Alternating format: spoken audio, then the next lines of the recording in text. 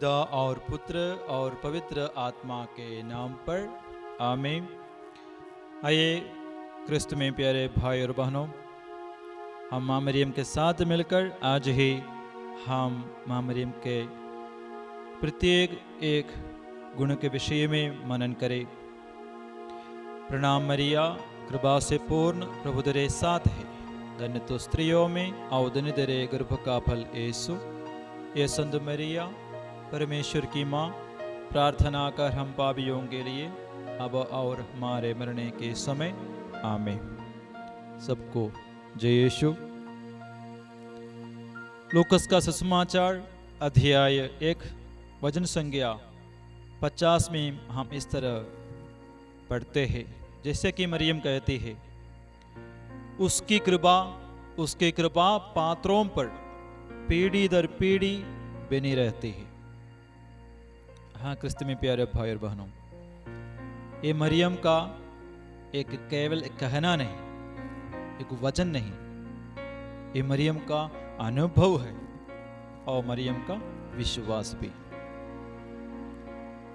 क्योंकि मरियम जब अपने जीवन की ओर देखते हैं, बीते जीवन की ओर देखते हैं और आगे की ओर देखते हैं, मरियम को इस तरह ही बोलना पड़ेगा। क्योंकि मरियम कुछ भी नहीं थी, उनके साधारण स्त्री, लेकिन ईश्वर मरियम के जीवन में कई भलाइयों को देखा। विशेषकर ईश्वर के प्रति भक्ति, विश्वास और ईश्वर के वचनों पर चलने वाले एक स्त्री, अपना पवित्रता, ये सब मरियम को ईश्वर का कृपा पात्र बना दिया। दुनिया के किसी कोने में, गांव में रह रहे थे वो मरियम, आज पूरा दुनिया द्वारा आदर किए जाने वाली एक बड़ी स्त्री के रूप में प्रभु ने उसको उद्धार कर दिया। मरियम के जीवन में ज्यादा बड़ा ऐसा महिमा नहीं थी जैसे कि दुनिया के लोगों में हम देखते हैं। उतना बुद्धिशाली, सामर्थ्य, धैर्य, ये सब मरियम में हम नहीं देखते हैं। लेकिन प्रभु की कृपा मरियम को महान बनाया। मरियम अपने सामर्थ्य से बड़ा नहीं बन सकती थी, क्योंकि मरियम में कुछ भी नहीं थी। इसलिए मरियम बोलती है, प्रभु की कृपा भक्तों को बड़ा बना देता है और वो कृपा पीढ़ी दर पीढ़ी बनी रहती है। इसलिए मरियम द्वारा जो कृपा मिली है, आज पूरे दुनिया के भक्तों को ही मिल जाते हैं, उनके संतानों को मिल जाते हैं। यीशु को भी वो कृपा मिल गया और यीशु में विश्वास करने वाले सभी भक्तों को भी मिल जाते हैं। समाज में, विशेषकर आज कलीसिया में देखो, ऐसे कितना संतगण है आज कलीसिया में। शुरुआत में वे एकदम कमजोर थे, दुर्बल थे, अपने बुद्धि पर निर्भर होते हुए भी कुछ भी नहीं कर सकते थे, जिसको समाज के अधिकारी लोग, बुद्धिशाली लोग किनारा कर दिया, कमजोर समझा, गधा समझा।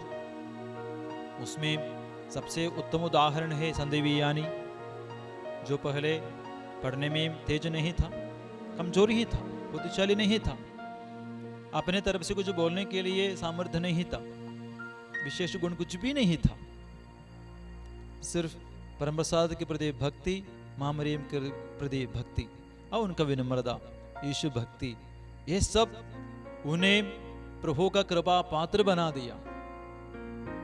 इसलिए देखो, जहां वो भेजा गया, वो जगह को, मतलब आश नामक एक पैरिश जो सोना पड़ा हुआ था, मरा हुआ जैसा था, वहां के लोग विश्वास नहीं बोल सकते थे, पाप में जीवन जी रहे थे। लेकिन प्रभु का भक्ति, प्रभु के प्रति भक्ति और विश्वास के कारण प्रभु का कृपा इतना भर गए उनके जीवन में, कि उनका प्रार्थना द्वारा परम प्रसाद के सामने काफी समय बैठने के कारण वहां के लोग जो अंधकार में थे, पाप में थे, अंधविश्वास में थे, चर्च नहीं जाते थे, वे धीरे धीरे धीरे चर्च आने लगे, विश्वासी बने, प्रभु को जानने लगे। काफी समय चर्च में आकर भजन सुनने शुरू किया। देखा प्रभु की कृपा वो सादा व्यक्ति को संत बना दिया, महान बना दिया। बड़े लोग भी थे, बड़े लोग कैसे प्रभु की कृपा से संत बने और आज भी उनको आदर सम्मान पूरी दुनिया में कलीसिया में मिलती है। जैसे कि संत जेरोम और संत अगस्टिन, कलीसिया के लिए उन लोगों ने बहुत बड़ा मदद किए, अच्छा शिक्षा दिए, अपने बुद्धि से काम किए, बल्कि अपने बुद्धि पर निर्भर नहीं रहा। ये प्रभु द्वारा दिया हुआ बुद्धि है, शक्ति है, सामर्थ्य है समझते हुए प्रभु को धन्यवाद दिया, प्रभु के सामने विनम्र बने। बुद्धिशाली होते हुए भी प्रभु के बिना मैं कुछ भी नहीं हूं, ये बोलने का मनोभाव का कारण अनेक शक्तिशाली बुद्धिशाली लोग भी संत बने। ये प्रभु का कृपा है। इस तरह दो तरीके से भी लोग प्रभु का कृपा पात्र बन सकते हैं। इसलिए मां मरियम हमको ये बताना चाहती है कि हम भी, चाहे हम कमजोर भी हो, चाहे हम बुद्धिशाली भी हो, प्रभु का कृपा पात्र बनना है। मतलब प्रभु के अलग अलग प्रकार का वरदानों से हम भरपूर होना है। ये दोनों मनोभाव हमको होनी चाहिए। प्रभु पर निर्भर रहना चाहिए। कुछ भी नहीं है, निराश नहीं होना, प्रभु करेगा, प्रभु मदद करेगा, ये विश्वास। दूसरा, सब कुछ होते हुए भी मैं प्रभु के बिना कुछ भी नहीं हूं, ये भी मनोभाव हमें प्रभु का कृपा पात्र बनाएगा और इसके जरिए दूसरों को भी आशीष मिलेगा। संत पौलुस के विषय में हम सोचिए, संत पौलुस ने क्या समझा इस विषय में। संत पौलुस इस तरह कहता है, कुरिन्थियों का नाम दूसरा पत्र अध्याय 12 वचन संज्ञा 9, मेरी कृपा तुम्हारे लिए पर्याप्त है, मेरी कृपा तुम्हारे लिए पर्याप्त है, क्योंकि तुम्हारी दुर्बलता में मेरा सामर्थ्य पूर्ण रूप से प्रकट होता है। संत पौलुस उसमें विश्वास किया, विनम्रता से इस बात को, प्रभु का ये बात को विश्वास किया, स्वीकार किया। सच में पौलुस जब साउल था, यहूदी नेताओं के साथ मिलकर ईसाइयों को सजा देता था, सदाता था, तो अपने बुद्धि पर रहता था, अपने बुद्धि से, अपने शक्ति से, अपने बाहुबल पर, अपने सामर्थ्य से सब काम किया। लेकिन जब यीशु को देखा, अनुभव किया, उसी समय से लेकर अपना बुद्धि, अपना सामर्थ्य, अपना बाहुबल सब प्रभु की महिमा के लिए न्यौछावर कर दिया। और प्रभु जो बोलना चाहता है उसी तरीके से सोचना शुरू किया। तो देखो, शुरू में एक इलाका में जो फेमस था, लेकिन लोग उनसे डरते थे। जब यीशु का शिष्य बना, हम देखते हैं बहुत सारे जनता उनको समझने लगे, जनता के बीच में वो फेमस होने लगे और उनका बात बहुत सारे लोग सुनने के लिए एकत्रित होते थे। जब अपना सामर्थ्य से जब कुछ करता था तो उसमें कोई महिमा नहीं थी, लेकिन अपने आप को तुच्छ समझने लगे। बहुत बड़ा कार्य करने के बाद भी अपने आप को छोटा समझा। यह संत पौलुस के लिए कृपा का माध्यम बना। और उनको खुशी की बात क्या था? लिखा है,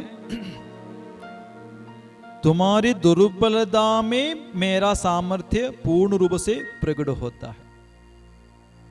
महान कार्य में नहीं, प्रभु का महिमा प्रकट होने का तरीका। हम ऐसे विश्वास करते हैं ना, ज्यादातर लोग विश्वास करते हैं हम बहुत बड़ा कार्य करते हैं तभी तो प्रभु का महिमा मेरे जीवन में प्रकट हुई, ये बोल सकते हैं। लेकिन संत पौलुस कैसे समझते हैं? मेरे दुर्बलताओं में प्रभु की महिमा प्रकट होती है। जो लोग विनम्र है, प्रभु पर निर्भर है, प्रभु के शक्ति पर आश्रित है, मेरे लिए प्रभु सब कुछ कर सकते हैं, ये विश्वास करने वालों के लिए ये वचन बार बार बोल सकते हैं। मेरे दुर्बलताओं में प्रभु की महिमा प्रकट होती है। हाँ प्यारे भाई और बहनों, अगर आप लोगों में, इस वचन सुनने वालों में कोई भी ऐसे है जो अपने आप को तुच्छ समझते हैं, कमजोर समझते हैं, अनपढ़ समझते हैं, बुद्धिशाली नहीं है, लेकिन प्रभु पर विश्वास कीजिए। प्रभु मेरे साथ है तो मैं सब कुछ कर सकता हूं। संत पौलुस ने यह भी बताया, अगर प्रभु मेरे साथ है तो मैं सब कुछ कर सकता हूं। इस तरीके से सोचना, संत पौलुस के साथ मिलकर सोचना, संतों के साथ मिलकर हम सोचिए, दुनिया के साथ मिलकर नहीं। और मरियम भी ये विश्वास किया। आज मरियम हमको प्रेरणा देती है, बस प्रभु के सामने विनम्र बनकर जीवन बताइए। प्रभु उचित समय में हमें ऊपर उठाएगा, हमारा उद्धार करेगा, हमारा भलाई करेगा। तो मैं ये भी बताना चाहता हूँ, इस महीना में जब हम चंगाई के लिए प्रार्थना करते होंगे, निवेदन रखते हुए, अन्य आशीषों के लिए प्रार्थना करते हुए करेंगे हम, लेकिन ये भी याद रखिएगा, ईश्वर के प्रत्येक वरदान के लिए भी प्रत्येक निवेदन रखते हुए एक एक भेद चढ़ाना, ये भी जरूरी है। आध्यात्मिक जीवन के लिए ये सबसे जरूरी है। चंगाई नहीं, वो चाहिए अलग बात है, लेकिन आध्यात्मिक जीवन में हमारे उद्धार के लिए और इसके चलते प्रभु हम प्रसन्न होने के लिए कृपाओं की जरूरत है। इसलिए प्रभु का कृपा पात्र बनने के लिए अलग अलग कृपा हम जरूर मांगे। प्रतिदिन मामरे का मध्यस्थता द्वारा प्रभु से सबको मामरे का मध्यस्थता मिल जाए। पिता और पुत्र और पवित्र आत्मा के नाम पर आमीन। सबको जय यीशु।